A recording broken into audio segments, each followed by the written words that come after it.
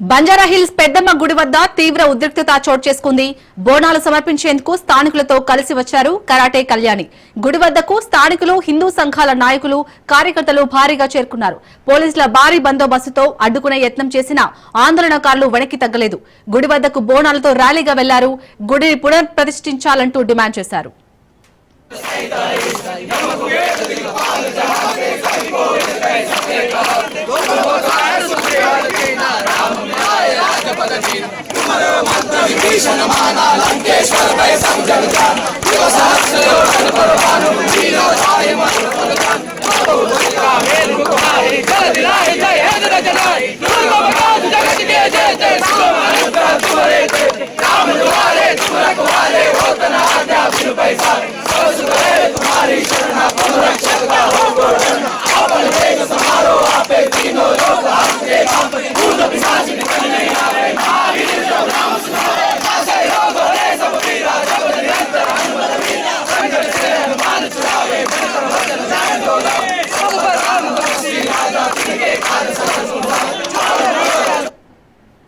బంజారాహిల్స్ పెద్దమ్మ గుడి వద్ద తీవ్ర ఉద్రిక్తత చోటు చేసుకుంది. బోనాలు సమర్పించేందుకు స్థానికులతో కలిసి వచ్చారు కరాటే కళ్యాణి. గుడి వద్దకు స్థానికులు, హిందూ సంఘాల నాయకులు, కార్యకర్తలు భారీగా చేరుకున్నారు. పోలీసుల భారీ బందోబస్తుతో అడ్డుకునే యత్నం చేసిన ఆందోళనకారులు వెనక్కి తగ్గలేదు. గుడి వద్దకు బోనాలతో ర్యాలీగా వెళ్లారు. గుడిని పునఃప్రతిష్ఠించాలని డిమాండ్ చేశారు.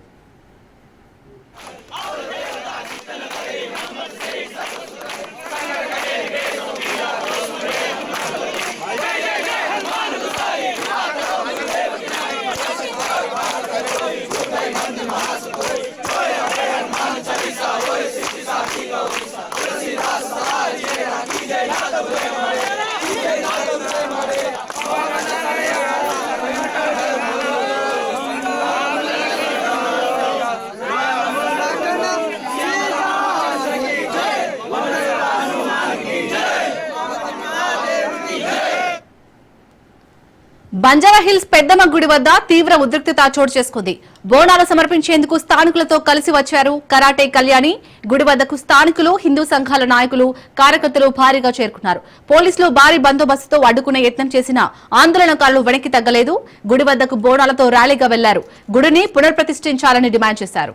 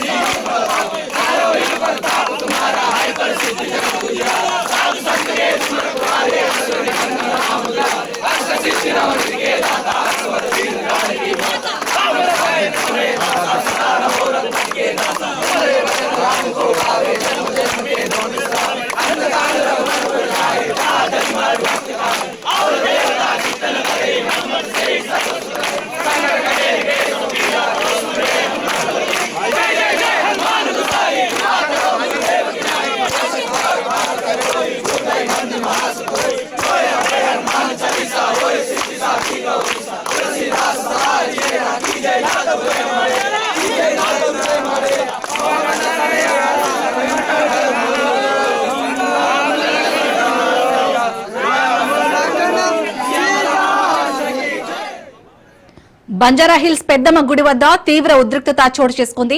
బోనాలు సమర్పించేందుకు స్థానికులతో కలిసి వచ్చారు కరాటే కళ్యాణి. గుడి వద్దకు స్థానికులు, హిందూ సంఘాల నాయకులు, కార్యకర్తలు భారీగా చేరుకున్నారు. పోలీసులు భారీ బందోబస్తుతో అడ్డుకునే యత్నం చేసిన ఆందోళనకారులు వెనక్కి తగ్గలేదు. గుడి వద్దకు బోనాలతో ర్యాలీగా వెళ్లారు. గుడిని పునఃప్రతిష్ఠించాలని డిమాండ్ చేశారు.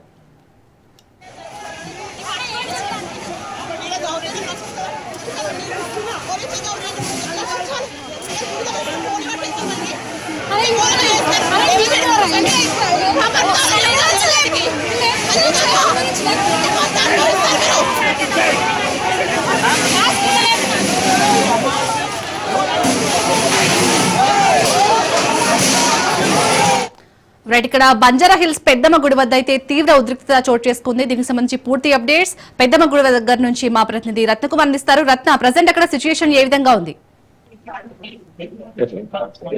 ఎమ్మెల్యే కాలనీ బంజారా హిల్స్ పెద్దమ్మ గుడి వద్ద ఉద్రిక్తత చోటు చేసుకుంటుంది. బోనాలు సమర్పించడానికి చూస్తున్నటువంటి బస్సులను అడ్డుకుంటున్నటువంటి ఉద్దేశంతో వాళ్ళందరూ కూడా ఆగ్రహం వ్యక్తం చేస్తున్నారు. ఇప్పటికే ఇక్కడకు పలువురు ఇటు హిందూ సంఘాలు చేరుతున్నాయి. విహెచ్పీతో పాటు బజరంగ దళ్ ఇతర బీజేపీ నాయకులందరూ కూడా ఇక్కడికి చేరుకోవడం జరిగింది. ఖచ్చితంగా లోపలకు అనుమతించాలి, తాము అమ్మవారికి బోనం సమర్పించాల్సిందే అనేటువంటి విషయాలన్నింటినీ కూడా వాళ్ళందరూ తెలియజేస్తూ ఉన్నారు.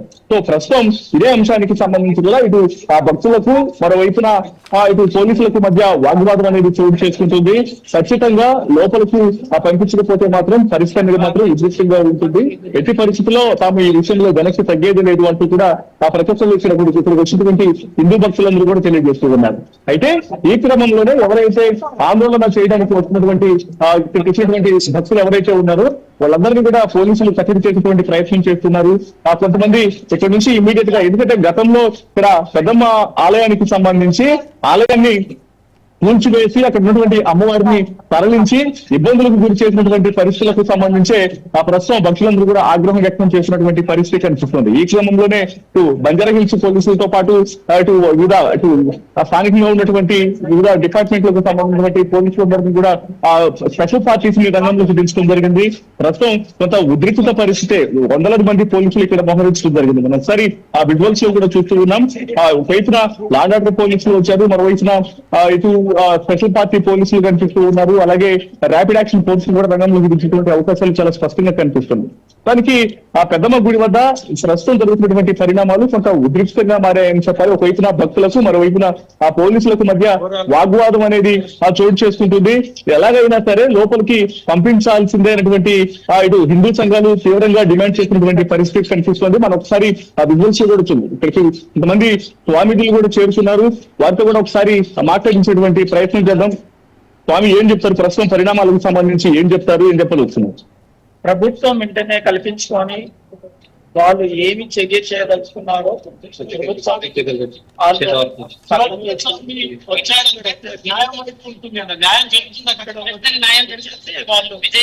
గుడి నిర్మిస్తే బాగుంటుందని న్యాయాన్ని గెలిపించడానికి కాబట్టి ప్రస్తుతం పోలీసులు వచ్చినటువంటి భక్తులందరినీ కూడా పంపించేస్తూ ఉన్నారు. వాళ్ళందరినీ కూడా అరెస్టులు చేస్తూ ఉన్నారు. యొక్క విధానానికి సంబంధించి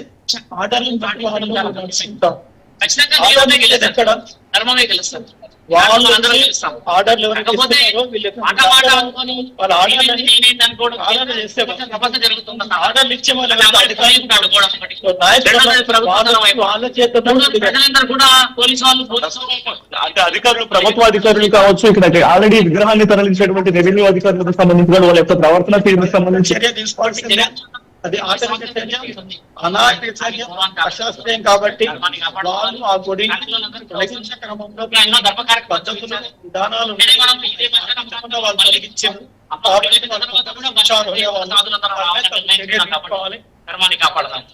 ఒకవేళ ప్రస్తుతం పరిస్థితి ఇలాగే కంటిన్యూ అయితే తదుపరి అంటే ఏ రకమైనటువంటి ముందుగా ఎటువంటి చర్యలు ఉండకపోతే అమ్మవారు అందరి లోపల జాగ్రత్త చేస్తుంది.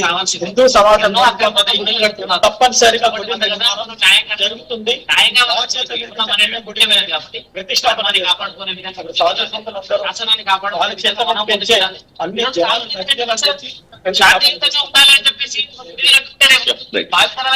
సో అది ఖచ్చితంగా ఇక్కడ అమ్మవారిని ప్రతిష్ఠించాల్సినటువంటి అవసరం ఉంది.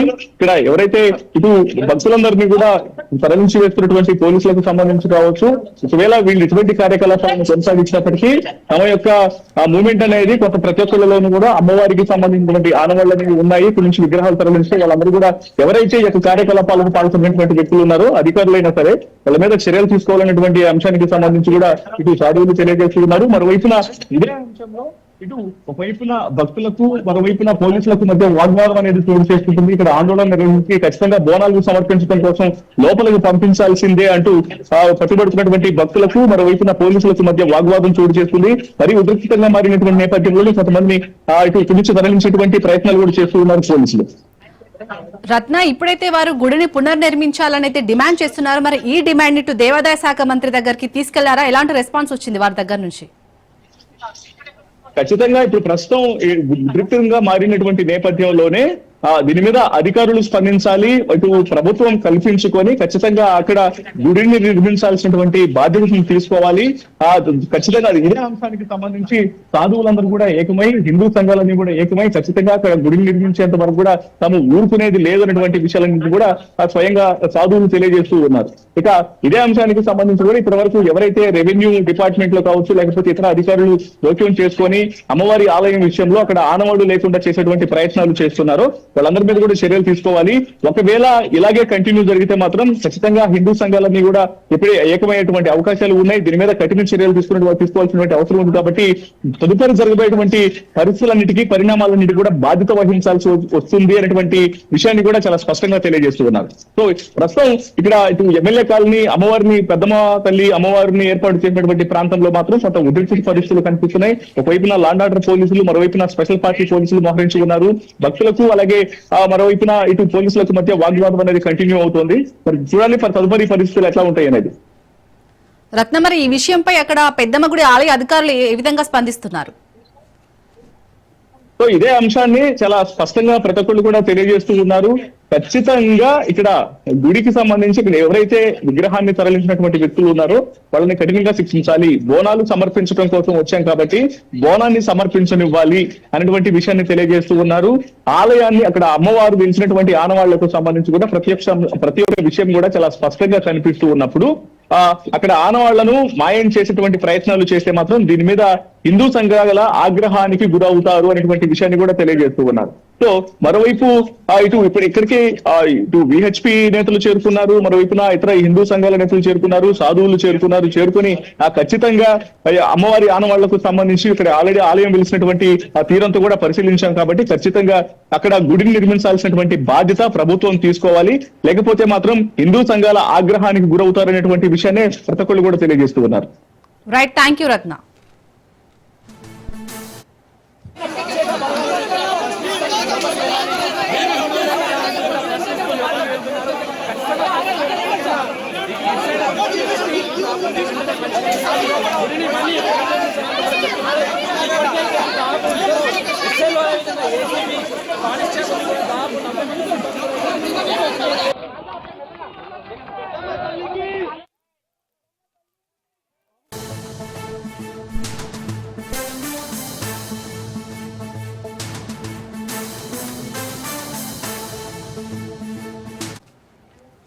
స్థానిక సంస్థల ఎన్నికలపై హస్తం పార్టీ ఫోకస్ చేసింది. స్థానిక ఎన్నికలకు క్షేత్రస్థాయి నేతలు, కార్యకర్తలను సమాయత్తం చేసేందుకు ప్రజల వద్దకు కాంగ్రెస్ అనే పేరుతో టీపీసీసీ వినూత్న కార్యక్రమానికి శ్రీకారం చుట్టింది. ఉమ్మడి జిల్లాల వారీగా పార్టీ నేతలు, ముఖ్య నాయకులతో AICC incharge Meenakshi Natarajan, PCC chief Mahesh Kumar సమావేశమయ్యారు.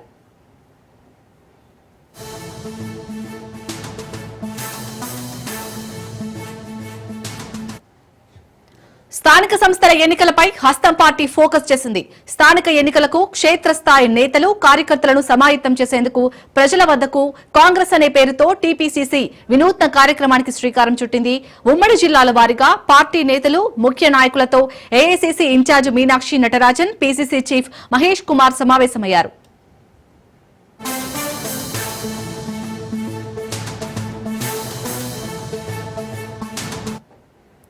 రైట్, ఇటు ఉమ్మడి జిల్లాల వారీగా పార్టీ నేతలు అలాగే ముఖ్య నాయకులతో అయితే ఏఐసీసీ ఇన్ఛార్జ్ మీనాక్షి నటరాజన్ అలాగే పీసీసీ చీఫ్ మహేష్ కుమార్ సమావేశమైనట్టుగా తెలుస్తుంది. దీనికి సంబంధించి పూర్తి అప్డేట్స్ మా ప్రతినిధి రాజు అందిస్తారు. రాజు, మొత్తానికైతే ఇటు కాంగ్రెస్ పార్టీ రాబోయే స్థానిక సంస్థల ఎన్నికలపై ఫోకస్ చేసినట్టుగా తెలుస్తుంది. ఎలాంటి వ్యూహాలతో ముందుకెళ్లబోతుంది?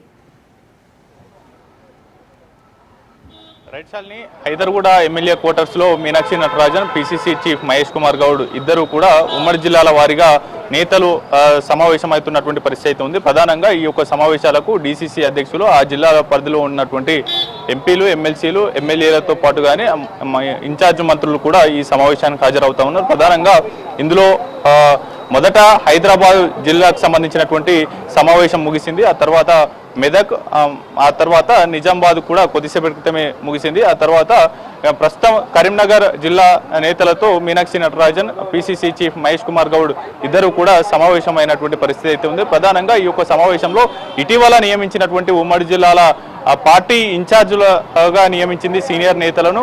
వారితో పాటుగానే ఒక్కో పార్లమెంటు నియోజకవర్గానికి అటు ఒక ఉపాధ్యక్షుడు, ఇద్దరు జనరల్ సెక్రటరీలతో పాటుగానే ఆ పార్లమెంట్ నియోజకవర్గం, ఆ నియోజకవర్గం జిల్లా పరిధిలో ఉన్నటువంటి ముఖ్య నేతలతో కూడా ఈ యొక్క సమావేశం జరగబోతా ఉంది. ఇందులో కీలకమైనటువంటి అంశాలు త్వరలో జరగబోయేటటువంటి స్థానిక సంస్థల ఎన్నికలతో పాటుగానే పార్టీ బలోపేతం, అదేవిధంగా జిల్లా పరిధిలో ఉన్నటువంటి నామినేటెడ్ పదవులకు సంబంధించినటువంటి పదవుల ఎంపికకు సంబంధించి కూడా చర్చ జరుగుతూ ఉంది. మరోవైపు డిసిసి కమిటీలు, జిల్లాలకు సంబంధించినటువంటి కాంగ్రెస్ కమిటీల నియామకానికి సంబంధించి కీలక పదవులకు సంబంధించి కూడా ఇందులో చర్చ జరుగుతుంది. నేతల ఏకాభిప్రాయం కుదిర్చే ప్రయత్నం పిసిసి చేస్తున్నటువంటి పరిస్థితి అయితే ఉంది. అయితే నేతల యొక్క అభిప్రాయాలు, సూచనలు తీసుకొని ఈ యొక్క డిసిసి కమిటీలను నియమించాలి, జిల్లా కమిటీలను నియమించాలి అనేటటువంటి భావనలో పిసిసి ఉంది. ప్రధానంగా ఇవాళ పూర్తి స్థాయిలో కూడా ఉమ్మడి 10 జిల్లాలు, తెలంగాణలో ఉన్నటువంటి ఉమ్మడి 10 జిల్లాలకు సంబంధించినటువంటి నేతలతో ఇవాళ పిసిసి చీఫ్ మహేష్ కుమార్ గౌడ్, మీనాక్షి నటరాజన్ ఇద్దరు కూడా వరుసగా సమావేశాలు జిల్లాల వారీగా నిర్వహిస్తున్నటువంటి పరిస్థితి అయితే ఉంది. ప్రధానంగా ఈ యొక్క స్థానిక సంస్థల ఎన్నికలతో పాటుగానే పార్టీ బలోపేతం, కీలకమైనటువంటి ఈ యొక్క అంశాలను కూడా చర్చిస్తున్నటువంటి పరిస్థితి అయితే ఉంది. నామినేటెడ్ పదవులతో పాటుగానే త్వరలో జరగబోయేటటువంటి స్థానిక సంస్థల ఎన్నికల్లో అనుసరించాల్సినటువంటి వ్యూహాలు మీద కూడా చర్చ జరుగుతున్నటువంటి పరిస్థితి అయితే ఉంది. రైట్, థ్యాంక్ యూ రాజు.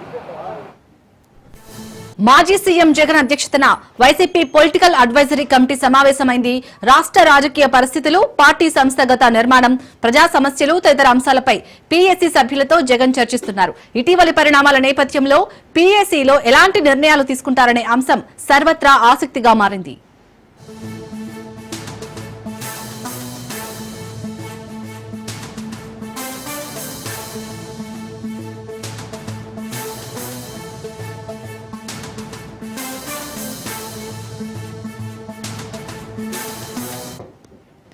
మాజీ సీఎం జగన్ అధ్యక్షతన వైసీపీ పొలిటికల్ అడ్వైజరీ కమిటీ సమావేశమైంది.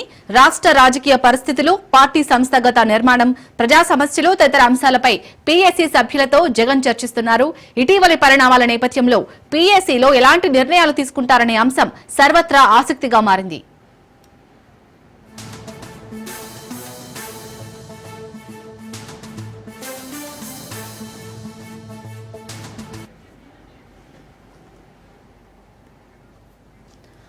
రైటిక మాజీ సీఎం జగన్ అధ్యక్షతన వైసీపీ పొలిటికల్ అడ్వైజరీ కమిటీ సమావేశం అయితే జరుగుతుంది. దీనికి సంబంధించి పూర్తి అప్డేట్స్ మా ఏపీ బ్యూరో చీఫ్ క్రాంతి అందిస్తారు. క్రాంతి. జస్ట్ ఓన్లీ మాజీ సీఎం జగన్మోహన్ రెడ్డి, వైసీపీ అధ్యక్షుడు జగన్మోహన్ రెడ్డి అధ్యక్షతన కడేపల్లి వైసీపీ కేంద్ర కార్యాలయంలో పిఎస్సి సమావేశం జరుగుతుంది. ఈ సమావేశంలో కొన్ని కీలకమైన అంశాలపైన ప్రధానంగా చర్చించారు.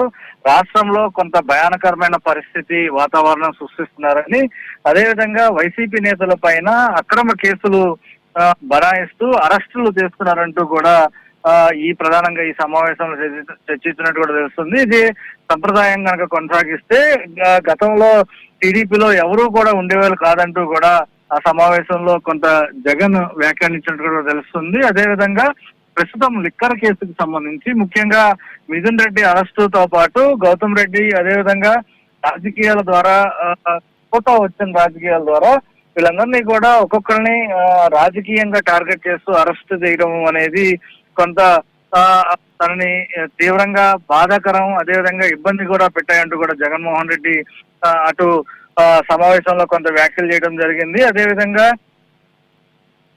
జగన్ ని చూసి ప్రేరణ పొంది ఇలా మిథున్ రెడ్డి లాంటి, అదేవిధంగా గౌతమ్ రెడ్డి లాంటి నాయకులు ఈ రోజు రాజకీయాల్లో వచ్చారు. కానీ రాష్ట్రంలో అనేక అంశాలకు సంబంధించి మిథున్ ఎలాంటి సంబంధం లేకపోయినప్పటికీ కూడా కేవలం మిథున్ రెడ్డి, అదేవిధంగా ఆయన తండ్రి పెద్దిరెడ్డి రామచంద్ర రెడ్డి ఆ శాఖకి సంబంధించి చూడని సంబంధం లేని శాఖలకి సంబంధించి కూడా అక్రమ కేసులు పెట్టి వాళ్ళకి సంబంధించి వాళ్ళని అరెస్ట్ చేస్తున్న పరిస్థితి అయితే ఉంది. ఇక చంద్రగిరి చంద్రబాబు సొంత నియోజకవర్గం, అదేవిధంగా గతంలో చంద్రబాబు మంత్రిగా పనిచేసిన చంద్రగిరిలో ఓడిపోయిన పరిస్థితి అయితే ఉందంటూ కూడా జగన్ కొన్ని వ్యాఖ్యలు చేసినట్టు కూడా తెలుస్తుంది. మొత్తంగా వైసీపీ నుంచి ఒక యాప్ అనేది తీసుకురాబోతున్నారు. ఆ యాప్ ద్వారా ఏ రకంగా ఉండబోతుంది, ఆ యాప్ లో ఎలాంటి సంబంధించిన ఆప్షన్లు ఉండబోతున్నాయి, ఇవన్నీ కూడా కొంత రాబోయే రోజుల్లో తెలిసే అవకాశం అయితే ఉంది. ముఖ్యంగా పార్టీ తరఫున వస్తున్న యాప్, అదేవిధంగా ప్రభుత్వ వేధింపులు జరిగినా, అన్యాయం జరిగినా వెంటనే యాప్ లో నమోదు చేసుకోవచ్చు.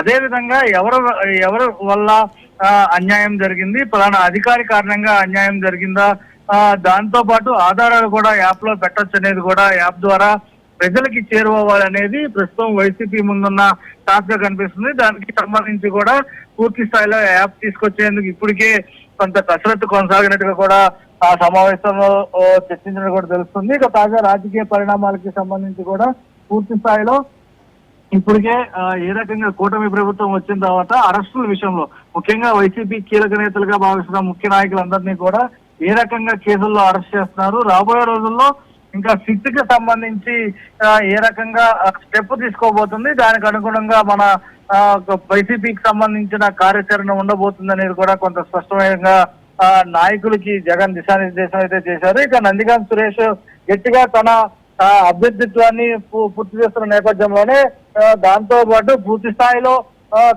ఖచ్చితంగా 191 రోజుల్లోనే జైల్లో పెట్టారు కాబట్టి కాకాని గోవర్ధన్ రెడ్డి కూడా కేసుల మీద కేసులు పెడతాం, అదేవిధంగా టోల్ గేట్ వద్ద ఫీజులు వసూలు చేశారని అక్రమ కేసు పెట్టడం, లేని అక్రమాలు చూపించి తప్పుడు కేసులు పెడుతున్నారంటూ కూడా జగన్ కొంత ప్రభుత్వం పైన వాటైన విమర్శలు చేసిన పరిస్థితి అయితే ఉంది. ఇక మళ్ళీ మాజీ మంత్రి అనిల్ కుమార్ మీద కూడా అలాగే కేసులు బనాయిస్తున్నారు, అక్రమ కేసులు. ఖచ్చితంగా ఈ అన్నిటికి సంబంధించి కూడా రాబోయే రోజుల్లో ధీటుగా ఎదుర్కోవాలి. అదేవిధంగా పార్టీకి సంబంధించి ఏవైతే కార్యక్రమాలు నిర్వహిస్తున్నామో అది క్షేత్రస్థాయిలో ప్రజలతో కలిసి మమేకమై చేయాలనేది కూడా జగన్ అటు సభ్యులకి పిఎస్సి సమావేశంలో సభ్యులకి దిశానిర్దేశం చేసిన పరిస్థితి అయితే ఉంది. ఇక పిఎస్సి సమావేశంలో కొంత సభ్యులందరూ కూడా జగన్ భద్రత పైన కొంత ఆందోళన అయితే వ్యక్తం చేసిన పరిస్థితి అయితే ఉంది. జగన్ భద్రంగా ఉంటేనే ప్రజలు బాగుంటారంటూ కూడా పిఎస్సి సభ్యులు అభిప్రాయపడినట్టు కూడా తెలుస్తుంది. ఇక జగన్ భద్రత పైన సమస్యలు ఈ కూటమి ప్రభుత్వం సృష్టిస్తుంది, జగన్ కి తగినంత భద్రత ఇవ్వట్లేదు అనేది పిఎస్సి సభ్యులు అందరూ కూడా మొత్తం చెప్తున్న పరిస్థితి ఉంది. అయితే భద్రత విషయంలో కొత్త వారు సెక్యూరిటీ మారుతూ ఉన్నారు కాబట్టి ఖచ్చితంగా జగన్ భద్రత విషయంలో జగన్ కి ఏమైనా అయితే కనుక ప్రభుత్వం అందే బాధ్యత అనేది పిఎస్సి సభ్యులు ముక్తఖండంతో ఖచ్చితంగా జగన్ కి భద్రత కల్పించాలి అనేది కోరుతున్న పరిస్థితి ఉంది. ఈ సమావేశంలోనే కొన్ని కీలకమైన అంశాలపైన చర్చించడం కూడా తెలుస్తుంది. పూర్తి స్థాయిలో లిక్కర్, ముఖ్యంగా ఈ లిక్కర్ మద్యం స్కామ్ లోనే ఏదైతే వైసీపీ నేతలను టార్గెట్ చేస్తూ అక్రమంగా సంబంధం లేని వ్యక్తులను ఇరికిస్తున్నారు కాబట్టి రాబోయే రోజుల్లో పూర్తి స్థాయిలో దీనిపైన పోరాటం సాగించాలి పార్టీ తరఫున అనేది కూడా నిర్ణయించడం కూడా తెలుస్తుంది. Shalini. Right, thank you Kranthi. Parliament లో ప్రియాంక గాంధీ మాట్లాడుతున్నారు, లైవ్ లో చూద్దాం. जमीन खरीदिए, अब वहां अमन चैन है, शांति का वातावरण है। इसी बीच शुभम द्विवेदी, एक कानपुर के नौजवान, और उनके पूरे परिवार ने तय किया कि वो कश्मीर जाएंगे। शुभम द्विवेदी की 6 महीने पहले शादी हुई थी। उसकी पत्नी ने कहा कि उनके बीच एक ऐसा रिश्ता था, प्रेम और दोस्ती का ऐसा रिश्ता था कि वो एक दूसरे को बच्चों की तरह हंसाते थे। सोशल मीडिया पर एक वीडियो भी जारी है जिसमें पूरा परिवार एक साथ बैठा हुआ ताश खेल रहा है और ऐसे हंस रहे हैं कि उस वीडियो को देख के किसी का भी दिल टूट जाए कि इस परिवार को इस तरह से उजड़ने क्यों दिया हमने। 22 अप्रैल 2025 को बैसारन वैली में मौसम का मिजाज अच्छा था। जैसे हर रोज लगातार 1000 से 1500 लोग वहां पहुंचते थे, उसी तरह से उस दिन भी तमाम पर्यटक वहां पहुंचे। वहाँ का रास्ता आसान नहीं है अध्यक्ष महोदय जी।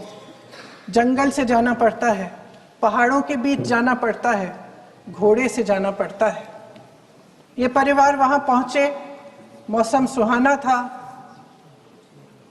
उनके बच्चे ट्रैम्पोलिन पे खेल रहे थे, कोई जिपलाइन कर रहा था, कोई चाय पी रहा था, तो कोई कश्मीर की सुंदर वादियों की ठंडी हवा का मजा ले रहा था। शुभम अपनी पत्नी के साथ एक स्टॉल पे खड़े थे। तभी अचानक 4 आतंकवादी जंगल में से निकलते हैं और शुभम को वहीं अपनी पत्नी के सामने मार डालते हैं। उसके बाद वे वहां से पूरे वैली में 1 घंटे के लिए लोगों को चुन चुन कर मारते हैं। किसी के पति को अपनी पत्नी के आंखों के सामने, किसी के पिता को अपने बेटे के सामने, चुन चुन कर 26 लोगों को मार डालते हैं। शुभम की पत्नी घबराकर वहां से भागने की कोशिश करती है, अपनी जान बचाने के लिए जंगल की तरफ दौड़ती है। वहां पता चलता है कि तमाम लोग जंगल की तरफ दौड़े हैं और अपनी जान बचाने की कोशिश कर रहे हैं। कोई अपने बेटे का हाथ पकड़ के पहाड़ों पर घसीटता हुआ जा रहा है, कोई कश्मीरी घोड़े वालों और गाइडों की मदद लेते हुए चले जा रहा है। कोई रास्ता नहीं है, कोई तरीका नहीं है, लेकिन किसी न किसी तरह से शुभम की पत्नी के शब्दों में किसी ऐसी शक्ति ने हमको बचा कर रखा कि हमें किसी न किसी तरह से हम अकेले नीचे पहुंचे। और मैं उनके लफ्ज पढ़ना चाहती हूं,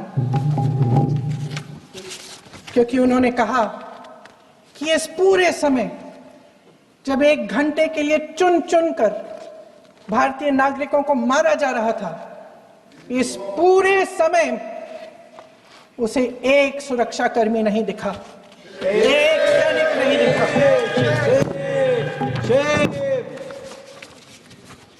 शुभम की पत्नी ने कहा, कोट, मैंने अपनी दुनिया को खत्म होते हुए देखा, अपनी आंखों के सामने एक सिक्योरिटी गार्ड नहीं था। मैं ये कह सकती हूं कि देश ने, सरकार ने हमें वहां पे अनाथ छोड़ दिया था।